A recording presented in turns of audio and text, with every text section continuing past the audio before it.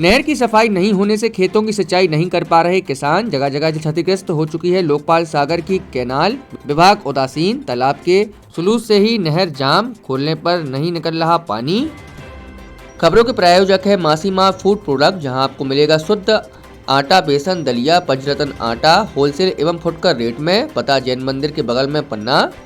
जनसुनवाई में आवेदन देने पहुंचे किसानों ने बताया है कि शहर के समीपस्थ स्थित लोकपाल सागर तालाब, जो कि जल संसाधन विभाग पन्ना के आधिपत्य वाला सिंचाई तालाब है, इस तालाब के पानी से नहर के माध्यम से नारंगी बाग, जनकपुर, राजापुर, सुनहरा और इसके आगे तिलगवा, कटरा तक के किसानों की सिंचाई की सुविधा उपलब्ध होती है, जिसके लिए तालाब से नहर बनी हुई है। किंतु 2 दशक के दौरान लोकपाल सागर नहर की हालत, देख रेख और मरम्मत, साफ सफाई नहीं होने की वजह से बद से बदतर हो चुकी है। जहां पर एक नियमित नहर पर कई जगह अतिक्रमण हो चुका है, वही मरम्मत और साफ सफाई नहीं होने व इससे पहले निर्मित नहरों का नाम निशान ही गायब हो चुका है, जिससे इस तालाब के नहर से जिन किसानों को सिंचाई के लिए पानी मिलता था, उन्हें बड़ी संख्या में ऐसे किसान हैं जो पिछले कई सालों से नहर के समाप्त हो जाने के कारण सिंचाई के लिए पानी को मोहताज हैं। और स्थिति यह है कि या तो किसानों के खेत सूखे पड़े हैं अथवा किसानों को दूर दराज से मोटर पंप और